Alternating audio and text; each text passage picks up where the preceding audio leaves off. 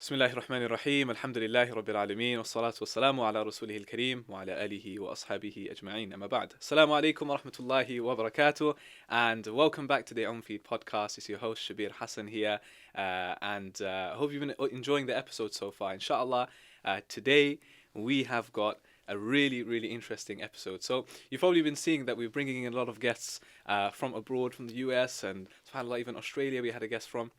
But also, from time to time, we need to connect with the people who are making a difference on our doorstep here, a lot more local to us here in the UK. And this brother, subhanAllah, like, we've met not many times, if I'm honest with you, but because of social media, it makes the world so much, a much smaller place than it actually is. It's a brother that, mashallah, he's been doing a lot of work in the da'wah scene mainly, and more so in the social media space, which we're going to have a lot of discussions about, inshallah. So it gives me a great pleasure to introduce our guest for today, our brother Musa Adnan. Assalamu alaikum wa rahmatullah. Wa alaikum salam wa rahmatullahi wa barakatuh. How are you, brother? Jazakallah Okay? khairan for having me. No, man, thank you so much for joining us on the podcast.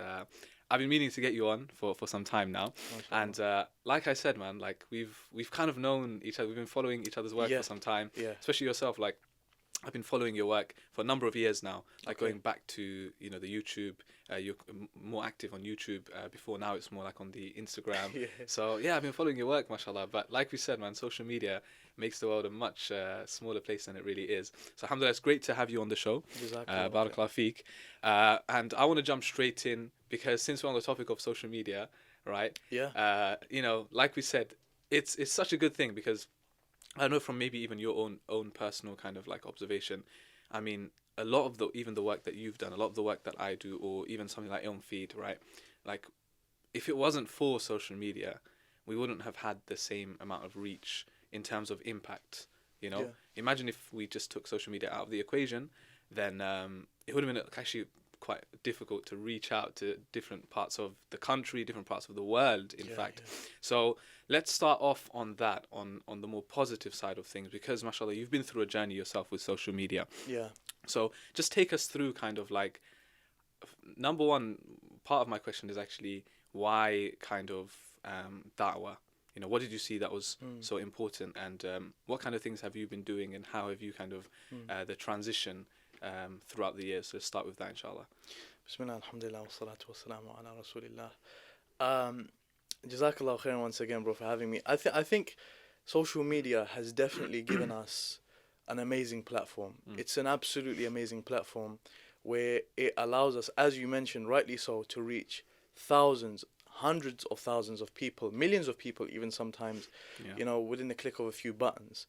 And the capability that that's given us, the influence that that has given us, is something that cannot be ignored. It's absolutely amazing, and alhamdulillah, I'm happy that platforms like Ilmfeed and other big platforms out there are taking advantage of this system at hand, social media. It's an amazing thing.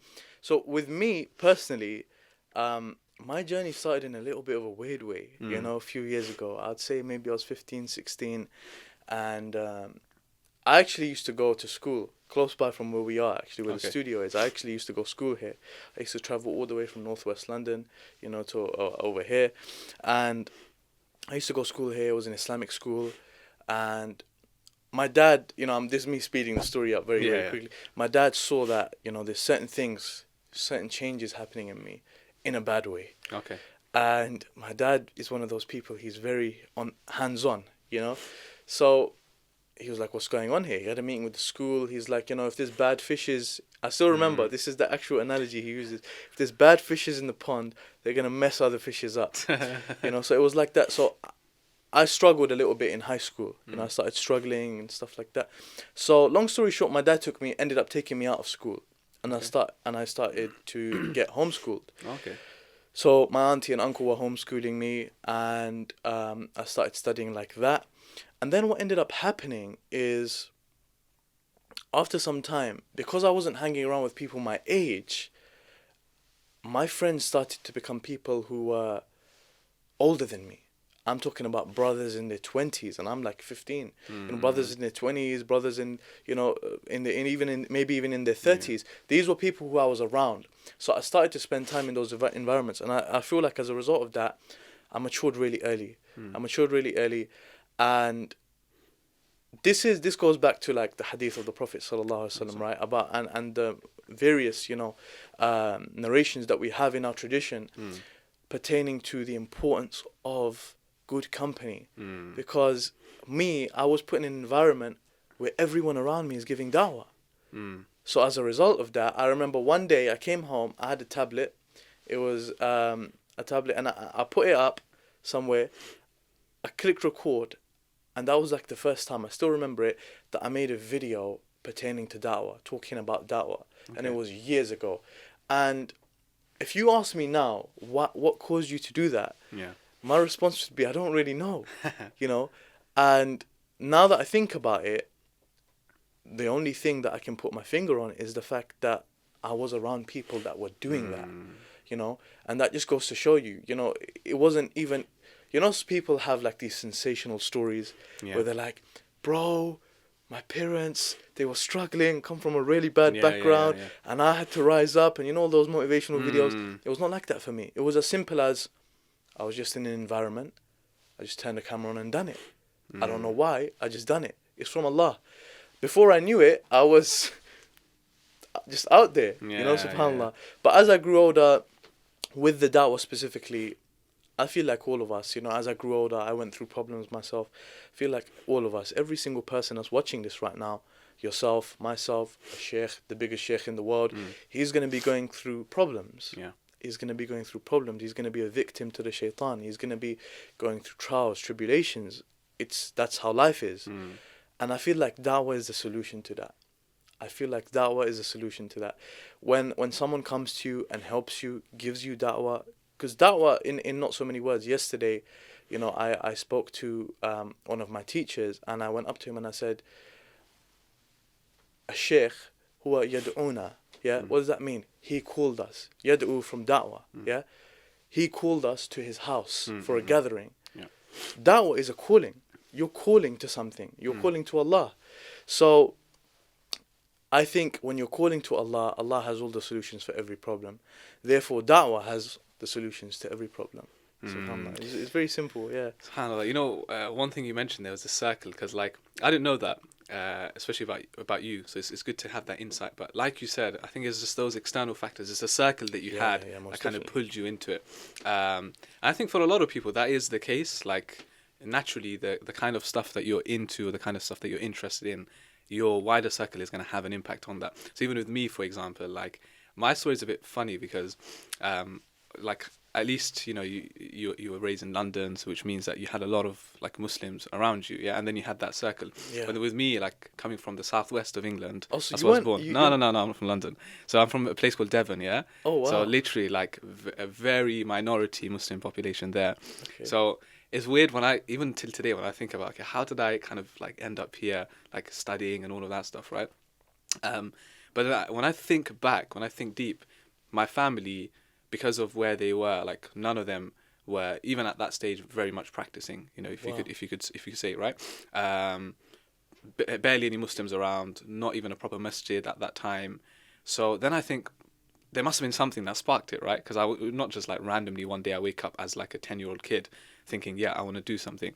So actually, when I think back, it was really interestingly enough, it was the trips I used to make in the holidays. I used to come to London in the holidays with my mum, because my mum's sister lives here, and so I have some family in London. And when I used to just spend time with some of my cousins who were involved in da'wah themselves and who were, mashallah, they changed their life around, I realized it was just those few days that I used to spend with those family members that had an impact on me.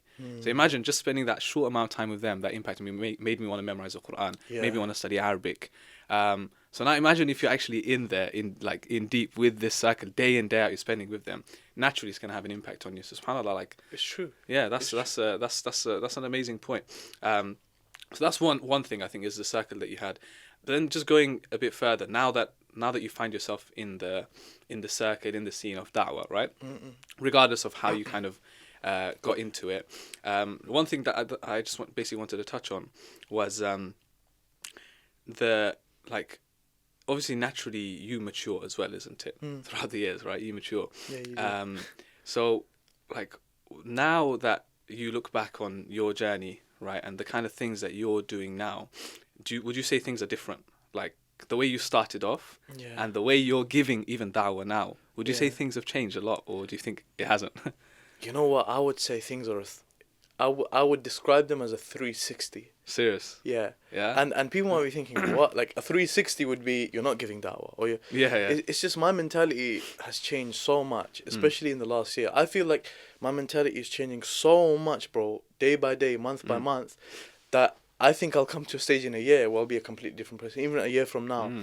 And I think it's good because it's self-development, you Yeah. know. When I was in the da'wah and I was doing all of this sort of stuff and I was making these videos and whatnot,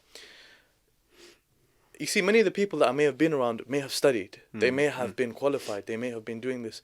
But I hadn't, you know, at an in-depth level. So I was studying while I was giving da'wah, you know. I was studying and I was studying hadith and I was studying things like that, Arabic. But then what ended up happening is you just get lost, as they say, you get lost in the sauce. So I just got lost in all of it, and you end up, you know, one of my teachers, he told me something really fascinating. He said to me that, and he described it in the lifespan of a person. He said, in the beginning of your lifespan, you are taking more than you should give. And that's how it should be. You should take more than you're giving. What does that mean? You're seeking more knowledge than you're actually giving out there. As you get older, the taking doesn't stop, but the giving increases slowly. Until maybe you're someone who's older, and now you're a sheikh, or you're older, you're a teacher, and you're giving maybe even the same amount as you're taking. But the point being, the taking doesn't stop. The seeking knowledge doesn't stop on your part.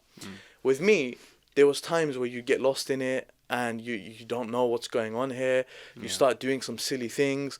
You're around brothers that, you know, it's like you set your standard, right? So you end up doing some things where you'd regret doing those things, etc. And before you know it, you find yourself where you're like, okay, so I'm giving da'wah. I'm very known. You know, like we're on social media, right? Everyone wants to be known. Everyone wants to have the most followers and the most influence and all of this. Before you know it, you find yourself in a situation where you're the most known person. Fine, you've got it.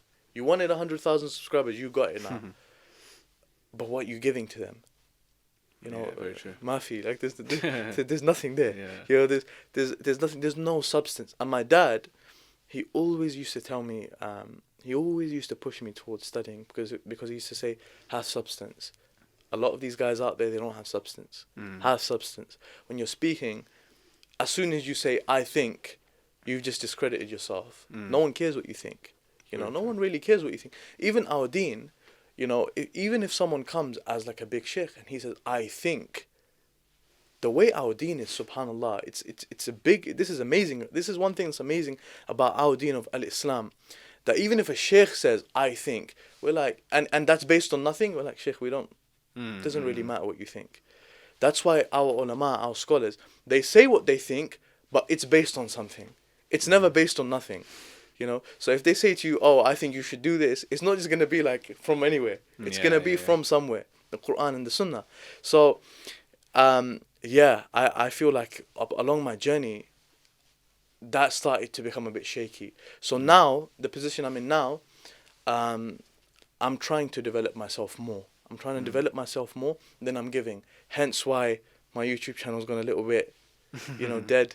And we'll be reviving it soon, inshallah. But that's just like an insight into my life. Yeah, the reason why I ask is because everyone kind of goes through a similar kind of stage in their life, right? Where, like we said, you mature, and the more you know, it's the famous saying is like, the more you kind of seek knowledge, the more you realize you don't know. Yeah, and that is literally the objective of knowledge in Islam, is not to kind of like know everything.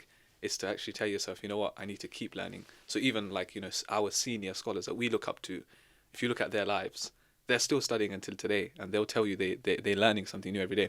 That's why I'm asking, because it's very easy, especially like you said, in the day and age of social media, where, you know, you want that following, right? You want people to follow you. You want people to you know, and you have good intentions as well, like da'wah, right? Like you want to reach out to people because you want to invite them. But then, like, what would your advice be? Because I personally know a lot of people, like, they're like Quran reciters, mashallah, like nice voices and everything, and because they put because they put themselves out there so early, what happened was they got such a huge following. Now they're like, oh wait a minute, my tajweed actually isn't there yet. Yeah, You know? that's so common. So it's so common, right? Yeah. Because people are like following them because they think, yeah, mashallah, personality, nice voice. Yeah. But now they're like, hold on a second, I need to actually start taking this seriously because people are looking up to me and they see me as an authority. So in da'wah, same thing. You post a few reminders. Now someone thinks this guy is the mufti, basically. Like, I need to ask him all the questions. Then you realize I'm not there yet. Yeah. So what would your advice be to people that are kind of going through that similar thing? Look, it all comes back to studying. I think Yeah. studying is so important, and it's studying is something amazing because you can do it whoever you are. You're a sister, you're a brother, etc. The day and age we live in, you have no excuses. You can study on YouTube, for God's sake. There's so many massages around the country. They have classes that go on. They stream their classes. Like, the classes are being streamed. So you got no excuse. You can just get your notepad out. So it's like that. There's a story of, I don't know if you know, a sheikh called Sheikh Abdul Rashid Ali Sufi. Yeah, You heard of him before? yeah, of course I've heard of him. Famous, he's a famous Quran reciter. He's a sheikh in Quran. And the story that he went to a country in Europe, and it was like a Moroccan. It was a country where there was a big Moroccan population. Okay. So, as we know, there's different ways of reciting the Quran, right? There's different ways that are from the Prophet sallallahu alaihi wasallam, from Allah subhanahu wa ta'ala, of how we can recite the Quran. So, in a Moroccan community specifically, and in those sort of North African communities, a specific riwayah is very, very common. A specific way of reciting. It's called Warsh and Nafi'. So they recite Warsh a lot. Yeah. So the Sheikh, to his surprise, when he got there, one of the brothers asked him, Sheikh, can you recite in a different riwayah? And the name of the riwayah he asked him to recite in, the other way he asked him to recite in, was called Khalaf and Hamza. So the Sheikh was like, okay. But the Sheikh was a bit like, why are you asking me? Okay, no problem. So he recited in it. And what ended up happening is, the brother knew it. He knew Khalaf and Hamza. And the Sheikh was like, how do you know this? Because these sciences, now we're talking about something that's very, this is an in-depth science of Quran, so many people might not have even heard of it. So then the brother recited to the Sheikh, and the Sheikh said the brother was not making mistakes. The brother was not making any mistakes. And in the words of the Sheikh said, if it was permissible to give the ijazah, to give like, this basically certification, if I can call it, in Quran, on the spot, I would have given it to him. His Quran was so good in that specific riwayah. So the Sheikh asked him, this is the whole point of the story, by the way. The Sheikh asked him, who taught you this? He said, Sheikh, you taught me. And the Sheikh's like, he said, you taught me bil ghaib, from like unseen. Yeah. Wow. So the Sheikh was like, what do you mean? I don't understand. The Sheikh genuinely didn't understand. He said, what do you mean? He said, Sheikh, you taught me. He said, I don't understand. He said, Sheikh, you recorded this maybe a year ago or some time back. You recorded this. And I learned, I spent 2 years. It was a year or 2 years just listening to recordings, and that's how I studied. Wow. Subhanallah. What does that show you? This brother is sitting in a completely different country. The Sheikh's in a different country. And he learned how to recite all of the Quran. He memorized it just by listening to the recitation of the Sheikh. What does that tell you? You can study from wherever you are in the world. You can be in Antarctica. You got an internet connection. You can study. So there's no excuses here. I forgot your original question. It's all right, but it happens. But it was mainly to do with the advice that we would give to people that are kind of going through, and I guess you kind of answered anyway. It's about just furthering your knowledge. Isn't it? That's what it would Furthering be. your knowledge. Yeah, honestly. Yeah. And also, in the process of whatever you want to call it, a da'i, nowadays you can call it influencer, whatever you want to call it, right? In the process, what starts happening is, like we said, that either, your development is going at a certain pace, and then the pace of your following kind of speeds up. So you're still playing catch up. So now all of a sudden you've got like 50,000 followers, right? Yeah. But your level of knowledge isn't at 50,000 in terms of what you can, the whole giving and taking thing. Yeah. So you're not at that level to kind of give.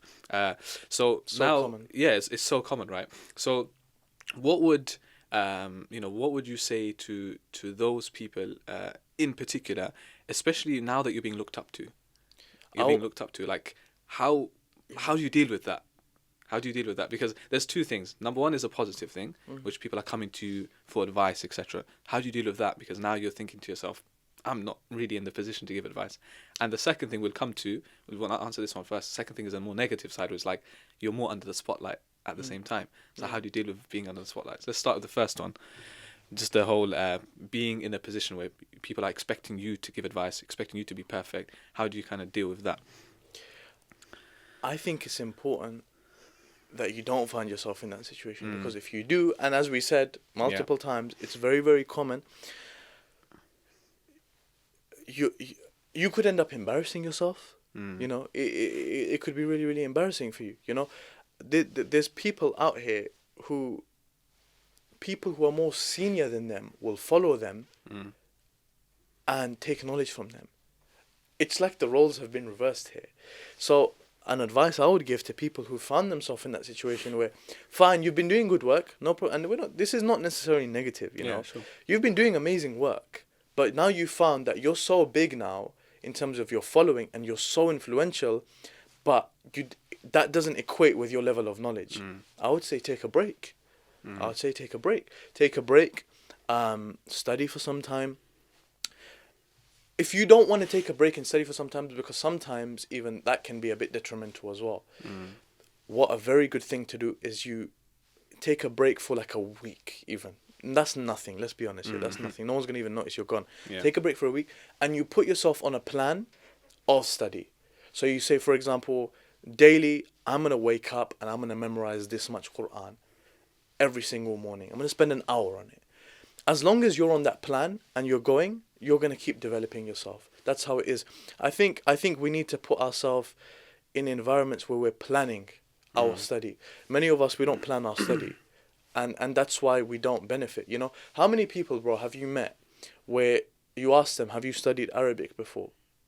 And they say, yeah, I've studied Arabic before. And then you say to them, كيف الحال? And they say, Alhamdulillah, أين تسكن? And they don't have responses. They don't know. So you're like, you've been studying Arabic. You can't. And maybe they can say those things, but they can't ask you, what are you doing tomorrow? What are you doing in a week? They can't have a basic conversation with you. The reason for that is their heart's not really in the study.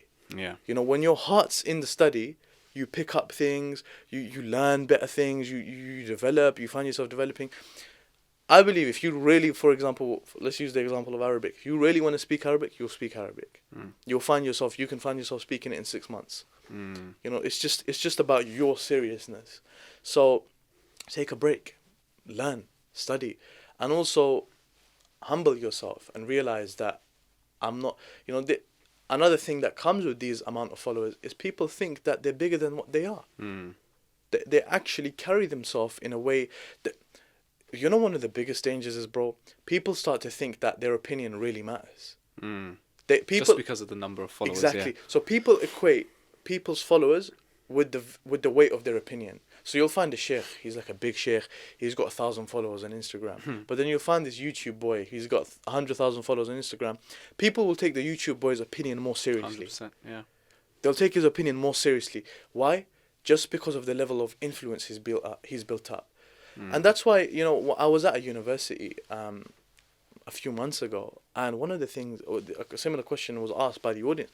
One of the things I said is, stop giving platform to such people. Definitely, yeah. You know, who are in those positions. That's not me saying it in a rude way. We need to help those people. We need to help those people. We're not saying, get off YouTube. You're not worthy of this.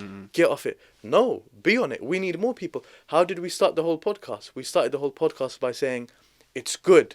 There's so many more people in this scene. There's so many people. It's an amazing thing. Yeah. But we just need to get back on it, and then we'll be good. Yeah. So that's the thing, man. It's like you said, you summed it up really well in terms of your own, you know, the key word here is self-development, which is carry on, give da'wah, for example, but at the same time continue improving yourself before trying to improve everyone else. And I think it ties in with the famous verse on da'wah, like in the Quran.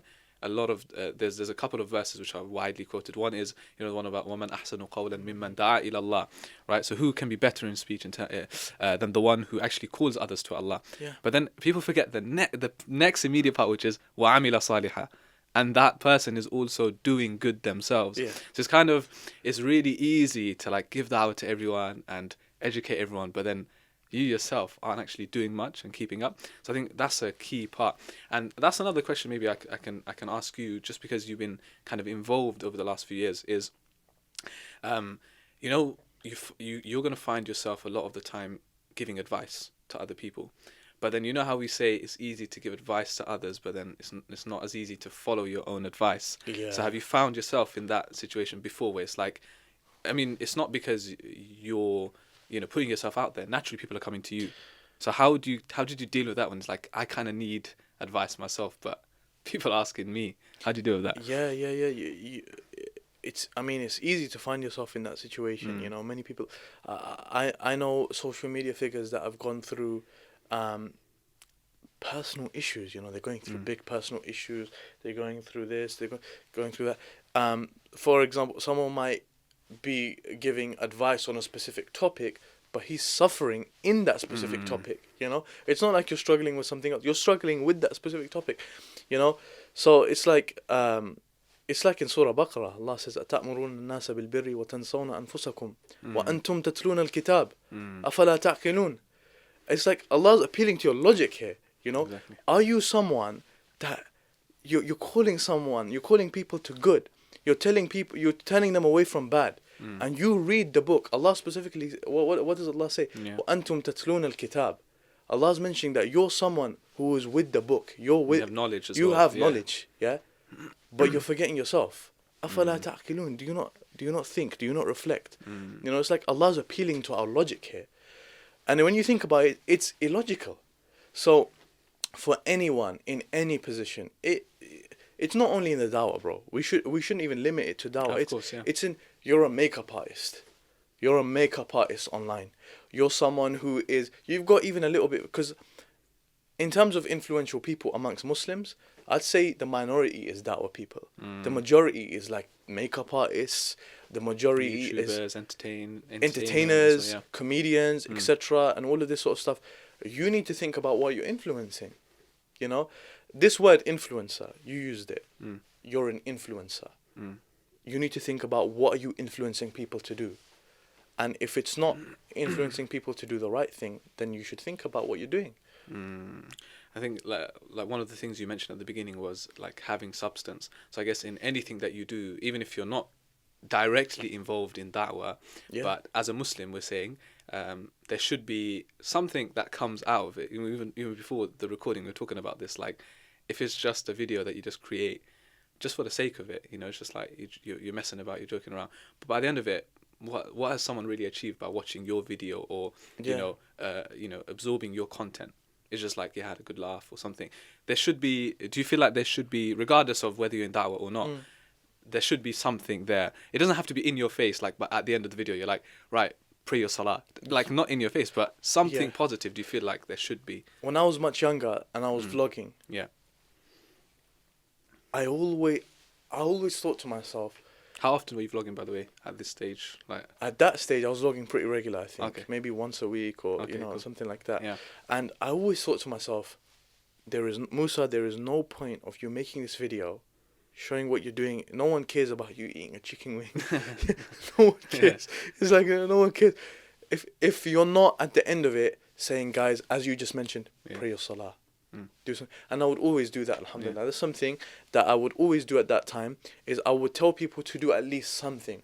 And that's really, really important. And that's something amazing. I would say, even if you're doing something that is controversial from the Islamic perspective online, you know, like you're doing some things, they may be haram, they may be disliked online, and you find yourself in that position, still encourage people towards good, you know.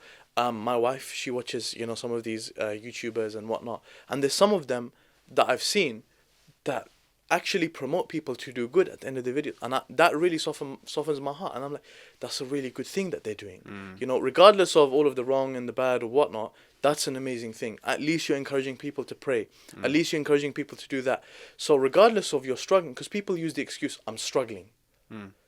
No problem, struggle. That's fine. You can struggle, but at least bring something that you're pushing people to do good, where you can at least say, at least I'm pushing people to do something good, you know.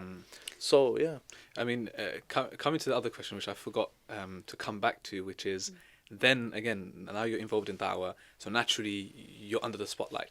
Because people assume, mashallah, akhi, you've got a beard, you're talking about X, Y, Z, that must mean you're there, like you're there, and we're looking up to you, that's it. So now, like, any small thing that you do, even if it's like, it's not even haram, bro, it's just like something small which someone might disagree with, people are on your back. So I remember it was funny because I remember like even Mufti Menk, like sometimes he posts stuff, So there's one time on Instagram he posted, I think he went skydiving or something. And he got haram police. And he was getting like battered for it. People were like, oh, Mufti, why are you wasting time for this? People out there dying in places like Syria and you're enjoying yourself going skydiving. It's just like, subhanallah, like let the guy just live his life, So how do, I guess the question is, have you kind of experienced that yourself? And B, how do you respond to such criticism? Sometimes the best response is no response. Just silence, Like, I'll tell you an example now. Because, bro, it comes back to ignorance. It comes back to ignorance, genuine ignorance. For example, we know with many of these issues, people question people over. There's ikhtilaf. There's difference of opinion, as we call it. So I'll give you an example now. I don't shave the sides of my head. I don't get that haircut personally. For my own reasons, my own beliefs. But now there's some people that actually come and they say things like, they become very, very harsh with people, and they say, you're doing your haircut like that, it's this. But do you know that Imam al-Nawawi said that there's ijma'? He said that there's ijma', there's consensus that qaza, what they're saying, where you're shaving the side, that it's makruh. There's ijma' that it's makruh. He mentioned that. Now, I'm not saying Imam al-Nawawi is right, or that's not my place to judge, we'll leave that to the scholars. But the point is, a lot of the things that these people, even, they don't know what they're getting into, because they don't know about the differences of opinion within themselves. And people really, really become harsh with differences of opinion, where you should become very balanced. So I'll give you another example. Once I went to Venice, and I was in Venice, and I wore shorts. And the shorts were up to my knees, but my knees were showing. Now, at the time, I followed the view that your aura, a man's aura, where that he should cover his private area, is between the navel and the knee, without the actual navel and the knee being part of the aura. It's a widespread view. And I got backlash for that. Like I'm doing something crazy. And then when I actually spoke to people about it, I remember I spoke to one person of knowledge about this. And his response surprised me. He said, I'm actually of the view that aura is not even from the navel to the knee. It's just your private area. I said, who was of that view? He said, Imam Bukhari was of that view. And all that shows me is how wide the scope of differences of opinion are in Islam, and many of them are valid. We're not talking about invalid differences. So it just goes to show you, like, take it easy with people, take it easy with people. Don't be so harsh with people. Don't be so quick to, put things down on people and whatnot. Especially if you haven't studied the field.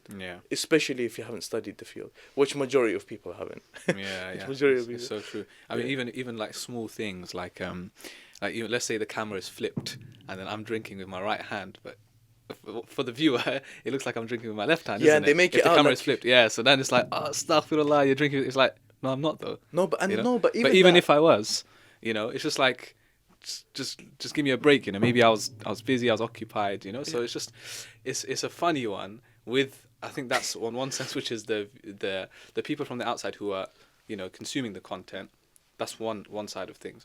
But I guess to balance it, just to balance our discussion as well, obviously, if you are in a position of influence and you do have a following, you have to also bear that in mind. You have to bear that in mind, because then it doesn't mean like when you're out, you're anywhere. So naturally, if you're recording a video and then there's like a dodgy place behind you where you shouldn't be, even if you're not there, you just take that small thing into consideration as well, isn't it? There's a balance with everything. I mean, it's like, that's how it is. You can't be harsh either way. You know, it's we as Muslims are supposed to be a people that are balanced. You know, Yeah. you're not supposed to go ham on people just because just over one thing. Also, there's a prophetic characteristic that many of us lack, and that is the characteristic of having husnul dhan. You know, good thought, having a good thought of your brother. You know, so it's like you'll see someone, you know, doing something, and you'll have a good thought. So it's like we know, for example, once the Prophet ﷺ was with his wife Safiya, and it's a famous narration, you know, and some of the companions saw him like that on the street. It is upon those companions to have a good thought of the Prophet ﷺ, and they did. But it was also upon the Prophet ﷺ to do what? To clarify. That's the way Islam is. It's balanced. But if the person doesn't clarify, that doesn't mean you stop your bit, which is that you stop assuming the best. You know, and I've seen some people, they assume the best to a certain limit though. They're like, yeah, but bro, how can I? How can I do that? How, you know? So it's like, no, you just assume the best. And also, it also comes down to minding your own business. I used to struggle with this specific thing. But you know, when you're younger, you're much more excited, you're much more rash, and you're in everyone's business. What he's doing, what she's doing, look at what she's doing. Astaghfirullah wa atubu ilayh. She shouldn't be doing that, he shouldn't be doing that, and you're making videos against them and what? Subhanallah. And then you look at the state of your own heart, and it's in dire need for spirituality, and you have no spirituality with yourself. Yeah, it's a crazy one. Crazy, bro. You know what comes to mind is this it's a story, right? It's this narration from it was actually Imam al-Shafi'i. Yeah. Where once he was the narration says that he was actually visiting Imam Ahmad ibn Hanbal. So you have these two, you know, giants, right? And he actually stayed over, and that night he just rested all night. And obviously, like the family of Imam Ahmad, they heard that obviously this is a great, you know, scholar that's coming to visit, so they're expecting, again, you have that expectation, like you hear this influence is coming, like, right, they're up there, yeah? So this is coming to the husn al-dhan part, where he goes and he just rests all night. Fajr time, he wakes up, doesn't even do wudu, he just prays Salat al-Fajr, okay? So the children and the people in the household, they're thinking, bro, Imam Shafi, what's wrong with him? Like, he slept all night, didn't pray, didn't do nothing special, yeah? And then he prays Fajr without wudu, so there's nothing special about this guy. So finally, when it came to clarifying, obviously it was upon them, like you said, to have the good thought, right? When he clarified, he said, listen, when I went to sleep, or when I went to bed, I didn't sleep at all. I didn't even sleep for a second. Yeah. Instead, what I was doing is I was thinking about all of the masail, all of the questions that people had asked me, and I was answering it in my head and breaking things down in my head. So that's the reason why I didn't pray Qiyamul Layl tonight, because I was busy doing Talabul Ilm instead. Yeah. Okay. And the reason why I didn't do wudu, because I've got my wudu since Isha and I didn't sleep. So when they heard that, they were like, right, this guy is a great scholar, because no normal man would sit there all night from Isha to Fajr without, you know. So it's you know, that story comes to mind. But I think that's a really powerful message for all of us. Yeah, you know, those of us who are in that, you know, have the platform and do influence, that we need to take measures. And those of the rest of the people, majority who are listening and watching, you know, you need to also kind of just go easy on those people, right? Yeah. Social media, since we were on that topic, and I don't want to go into it too much, but you did something interesting, which was in like there was this kind of like you experimented, right? Which was you just unfollowed everyone on Instagram, because again it's coming to that self-development thing, which is we spend a lot of time on social media, there's no doubt, yeah? And especially if you're following like hundreds of people on Twitter, Instagram, then naturally what's going to happen is your timeline is going to be filled with hundreds of people's content.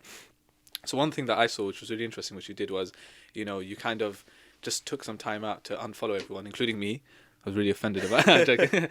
Right? So just like, I actually got a DM from you. Yeah. I was like, bro, what's going on there? But I saw your story, and really the reason why I messaged was because I was like, you know what, that's actually a really good thing. Like, it's a really positive thing to just cut down. Because sometimes we just get lost in it. So what was that experience like? Because you, like, obviously naturally now you're logging on Instagram, you're like, oh my god, there's literally nothing on my timeline if I'm not following anyone. Did you feel like that kind of helped you? And is that something which is, you know, long term, something you're not, as in not following anyone, but long term your strategy for cutting down on social media? You know when you're studying Yeah. and you're trying to better yourself, and you're trying to do all of these sort of things. I don't know if you've noticed this, but you need to see what you're putting in your head, because you're putting a lot in your head. Yeah. You know, when you're studying, you're putting a lot in your mind, and sometimes your mind can even hurt. It's heavy. You know, I'm sure you felt this before. Yeah. Where it's like you're putting a lot, and then you go on Instagram, and it's information overload, and it's a lot of the time it's nonsense information. So what I thought to myself is, I'm getting all of this nonsense information, and I'm wasting hours on Instagram. Hours. This is ridiculous. And this obviously goes to another point where people need to be more aware of what you're doing. You know how we spoke about caring about other people? You need to be aware of what you're doing. Because when you're aware of what you're doing, and when you start your journey of self-development, when I say self-development, there's a reason I'm not saying studying. Self-development means studying, that's of your mind. Spiritually developing yourself, that's spirituality. Eating better, that's something that's very, very important. All of these things come into self-development. But anyway, going back to it. So when I unfollowed everyone, I saw myself in a very good situation. I'm going on Instagram, there's nothing there, as you mentioned. So I just end up going off Instagram. It's like that. It was very, very simple. Yeah. I still spent maybe 25 minutes a day on it and whatnot. But that also tells you something about your character. You know what it told me about my character? Who am I searching to see what they're doing? You see? Because you're not following anyone, who am I searching to see what you're doing? And then you check. You should do that. Everyone who's watching should try that. Unfollow everyone. Let all of your friends know it's nothing personal. I'm just trying something. Yeah. And see after a week, check your search history and see who you've been searching. That will tell you a lot about yourself. Have you been searching comedians,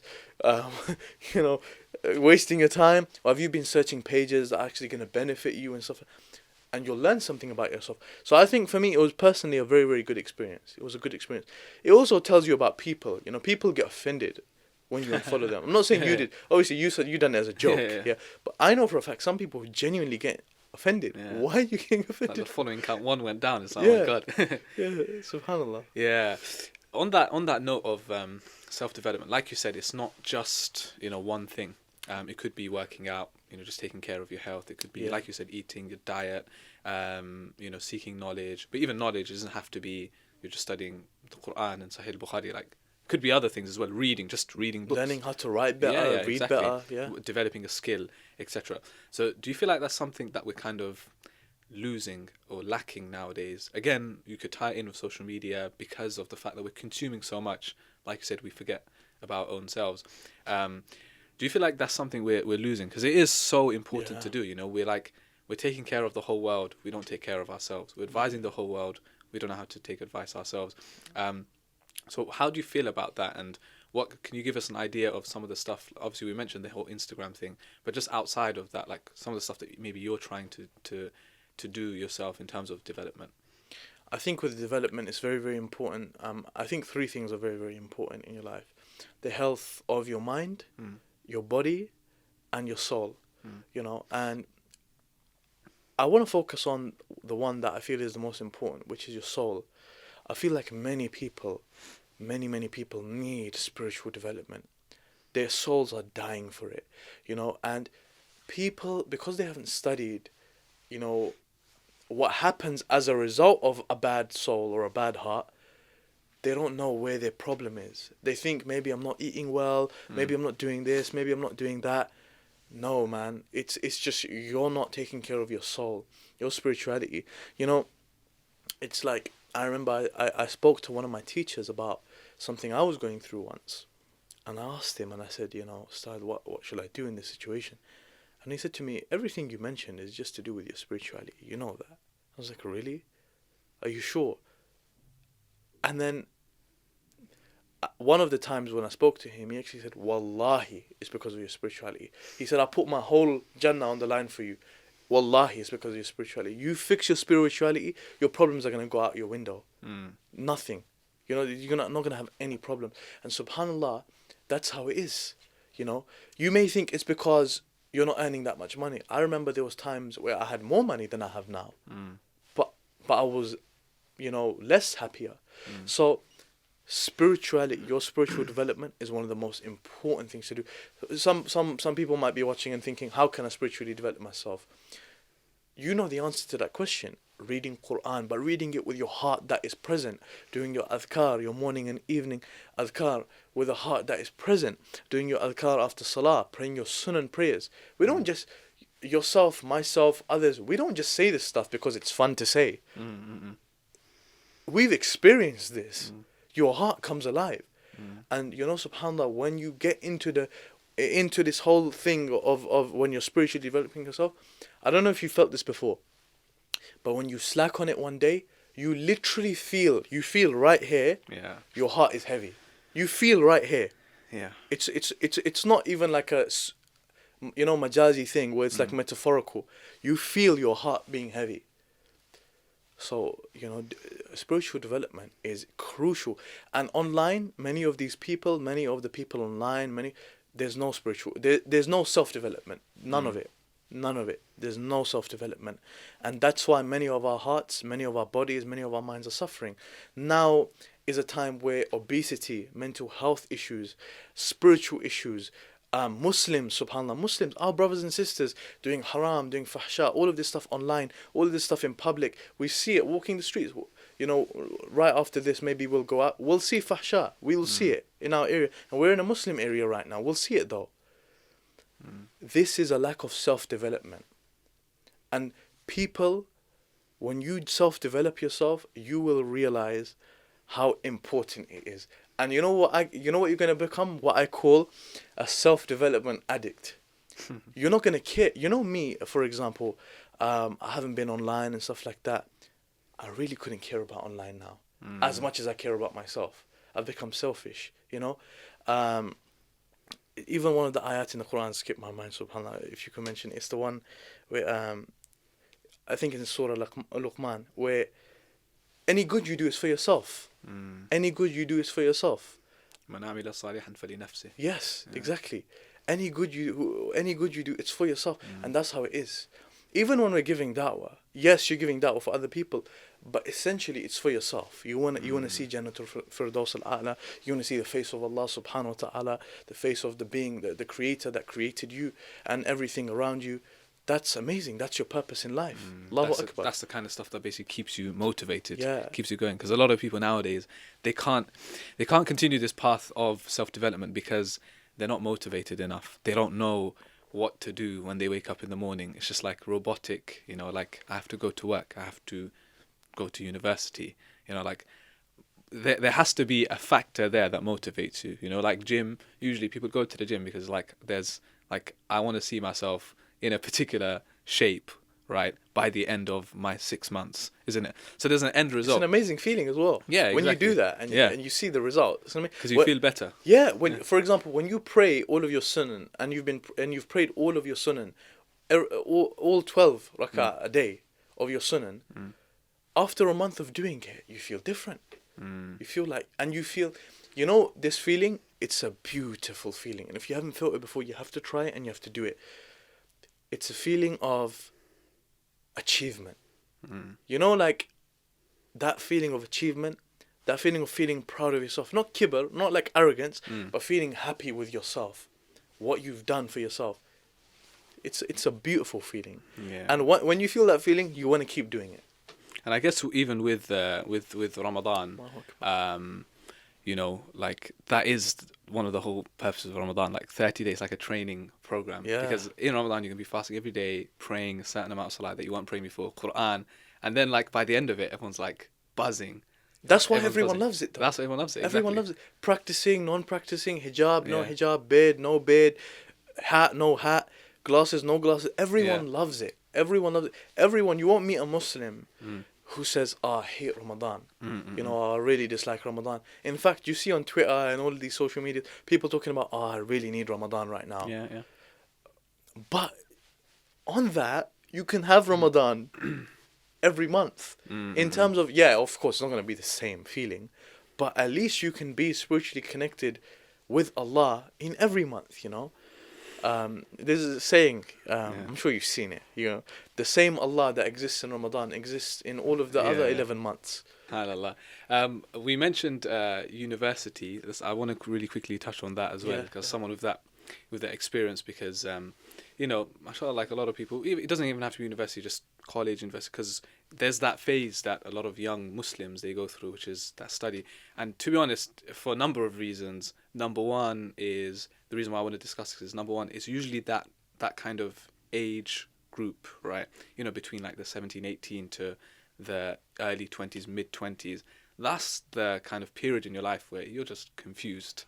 A lot of people, they don't know what to do. They're kind of still finding their feet, which is okay. Like anyone listening or watching, like that's okay. Like that's a natural part of life. You're not gonna come out of school and just be like ready for the world. No, like there has to be that phase where you go through, you try trial and error, you try different things. That's fine. Like that's a natural process. But because of that, a lot of people, they get completely lost. Like because they're like, you know what, I don't have a direction in my life. I have no objective in life. They go complete the other way, and then others, because they've been at home for most of their life, now all of a sudden they're exposed to things that they were never exposed to before. It's just like, whoa, it's pop, the bubble that they were in, it pops, and now they have to deal with the reality.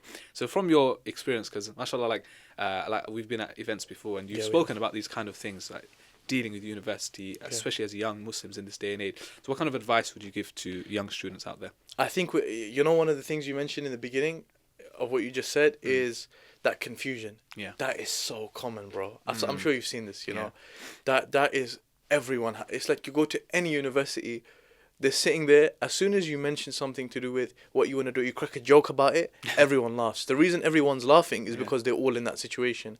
Majority of people that go university, I would even make such a big statement like that. Majority of people that go, I don't think they've really thought about it. They're just going there, just to go there. And I think a very easy way to deal with what you want to do in your life is, first of all, think of your interests. Everyone has interests. Then think about problems in the world. Corruption, lack of food, lack of medicine, lack of spirituality, lack of people being healthy, maybe, all of the lack of people eating well, lack of people training well, and the list can go on. We can sit here and name all of the world's biggest problems, for half an hour. We could do it. Yeah. Each one of those problems has a field that goes with it. It has a field that goes with it. So let's say you're interested in keeping yourself healthy. You're a brother that goes to the gym. Become a nutritionist. Become a nutritionist and be a nutritionist for Muslims. Be a nutritionist for Muslims. Go to different Muslims and whatnot and do all of this sort of stuff. I know a brother, for example, he recently met a millionaire. He met this guy's like a millionaire and whatnot. He had a personal private business meeting with him. And he said to him, I want to do stuff to do with PTing, personal training and stuff like that. And the millionaire said to him, yeah, but that's not really that good market. It's so washed and there's so many people in it. There's one thing the brother said that changed everything the millionaire just said. The brother said, yeah, but I'm going to focus on the Muslim niche. And in Muslims, there's not like a name. You say PTing and his name comes to your head. There's not. And the millionaire said to him, just on that statement you just made, you need to go and do it. You're going to make a lot of money. And that's it. Many of us as Muslims, the problem with us is we study to go uni to get away from the Muslim scene. So we want to move away from it. No, come back in it, develop yourself, get better at it, become a nutritionist for the Muslims, charge Muslims, no problem. That you're not taking advantage of Muslims. You're providing a service for Muslims, Yourself, for example, you saw a niche that, I could launch a company doing nikahs for people. So you launched your company. Allahu Akbar. That's exactly what we need, but in every field. And if you'd done that, if Muslims done that, they would feel so much more fulfillment in what they're doing. You're doing it for the sake of Allah. The whole Islamic side is there, but the money is also there, and a lot of money is there. A lot of money is there. Yeah, of course. And there's nothing wrong with that. Like, nothing wrong no with one's telling you to live your life poor and not have any ambition in life. Like, fi dunya hasana, fil akhirati hasana, isn't it? You could be a zahid. You could be someone that is practicing zuhud. Asceticism, right? That's how it's pronounced. Yeah. It's a weird one. It's a weird one, yeah. So it's like you're basically disconnecting yourself from the dunya, and you're trying to be Yeah. more God conscious and less materialistic. You'll find I know of people who are like that, who are non-Muslims. Mm. You know, there's a YouTuber. His name is Mike Diavella. Mm. He makes videos. This Very guy, the minimalist guy. yeah, the Yeah, minimalist guy.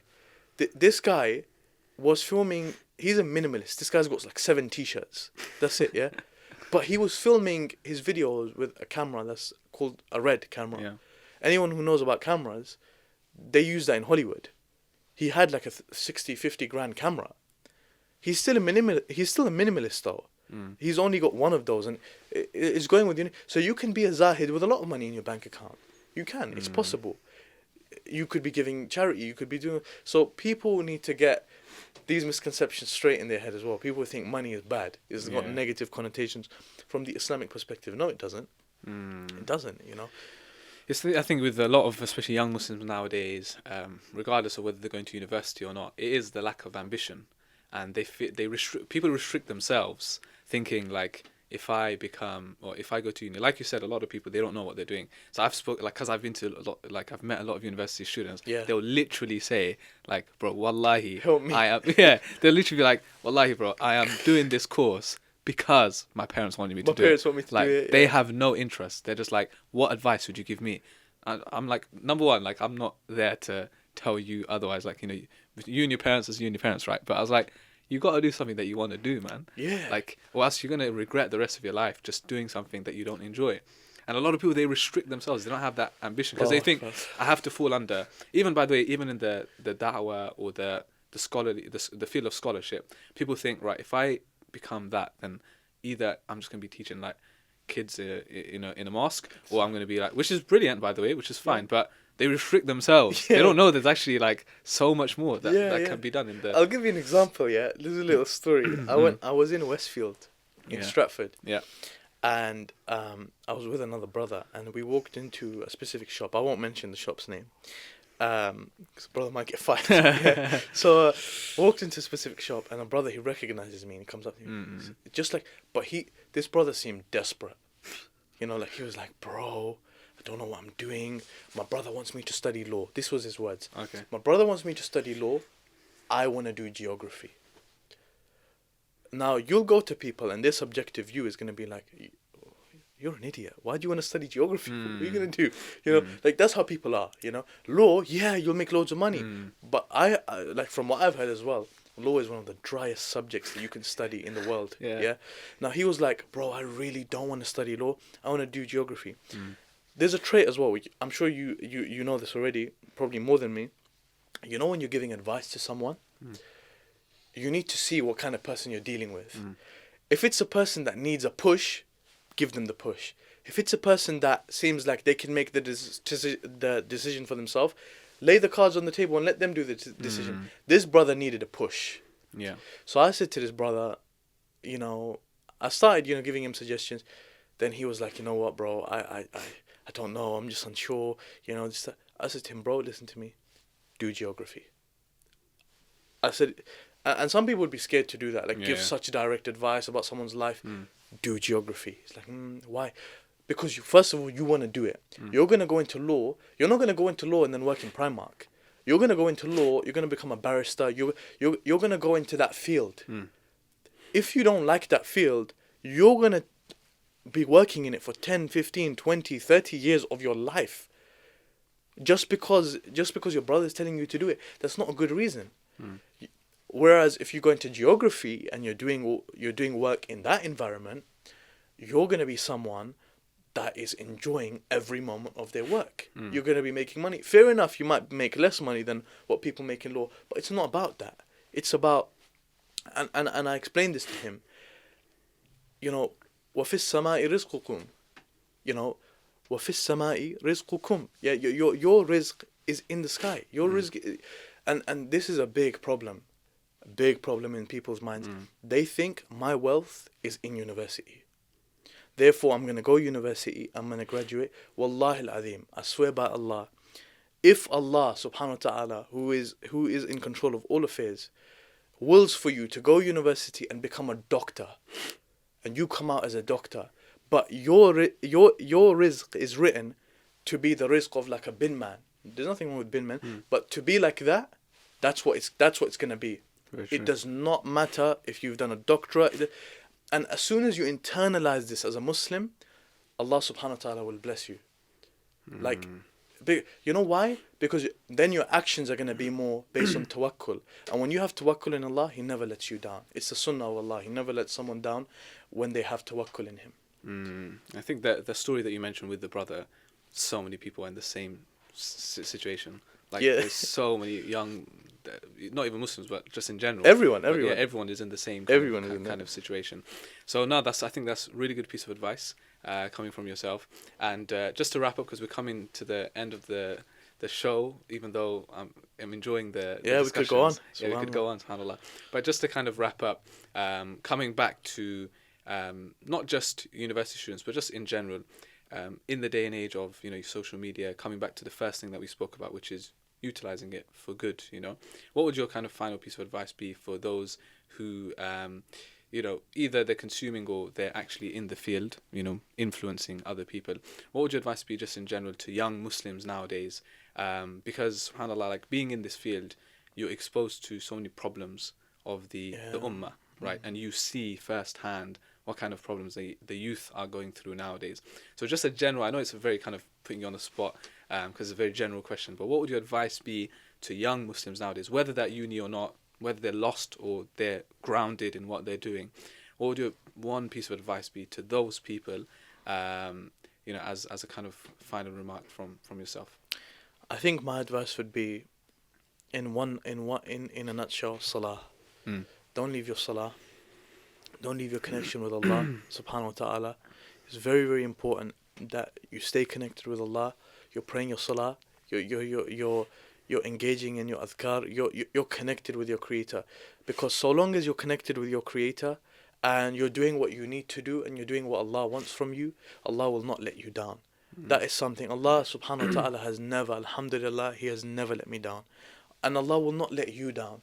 Another thing to remember is that all of these affairs are in the hands of Allah. And that is such a beautiful belief that we have as Muslims, because it takes stress away from us. Many people, they stress because they feel like, oh no, I need to get a good job. Oh no, I need to get good education. I need to get a first, etc. whatnot. As Muslims, we believe you try your best, you tie your camel, and then the rest you leave it up to Allah. You know what that mechanism is doing? That's a mechanism that is causing you to take stress away from yourself. There's no stressing here. And I don't know if you've noticed, but in Islam, in our tradition, whether it be in Quran, in Hadith, from the Quran and the Sunnah, worry is something that is like, it shouldn't be there. It's treated as something that shouldn't be there. Worry is something that should just be dealt with in a certain way. So it's like, many of these modern day issues that many of these students and everyone, you don't know where you are, etc. whatnot. Ground yourself. A lot of these issues go back to spirituality. When you bring your spirituality back to where it needs to be, your purpose in life falls into place. You know exactly what you need to do. You know exactly what you need to study in university. And that way your interests also develop. So I would say just make sure you're spiritually connected. It's very, very important. And also another thing, work on your character. Your tarbiyah as a person is very, very important. The way you deal with people, the way you treat people, the way people treat you, regardless of the way people treat you, the way you treat them, these things are extremely important. And they are things as a Muslim community, we believe in these things, we have these things in our tradition, the way the Prophet ﷺ was. The Prophet ﷺ was, even in a certain way, there's a concept called tawriyah, where if someone comes to you, for example, and you don't lie to them, but you tell them a truth and they'll take that in a certain way, in a different way. Why is that there? It's caring about people's feelings. These concepts in Islam are caring about people's feelings. These things that the Prophet ﷺ done is to care about people's feelings. So character development, very important. Barakallah feek. Brother Musa, it's been a pleasure. Thank you so much for having me. Feed. Very, very good. MashaAllah. Alhamdulillah. No, I've really enjoyed the discussion. I think we've discussed so many different aspects. It's been a pleasure. So inshallah, may Allah subhanahu wa ta'ala bless you in everything that you do, and continue to increase you. And Likewise. of course, you've, mashallah, like you're also hosting your own podcast as well. So all the best with that, mashallah. May Allah bless you Jazakallah guys. khairan. Yep, rerouted. Yeah, man, inshallah. So and hopefully, inshallah, for everyone else that's been watching and listening, hopefully you've benefited as well, because we've discussed so many different areas, whether it's social media, whether it's da'wah, whether it's just self-development and just objectives in life. Hopefully you've taken something away, inshallah. Don't forget, of course, to subscribe to our YouTube channel. I know we've spoken about social media, so don't unfollow us and unsubscribe from us. Keep up to date, inshallah, because it's all positive. And hopefully you've all enjoyed the episode. May Allah subhanahu wa ta'ala bless Brother Musa. From myself, Shabir, inshallah, take care of yourselves, and hopefully we will be back soon with another episode. Assalamu alaikum wa rahmatullahi wa barakatuh.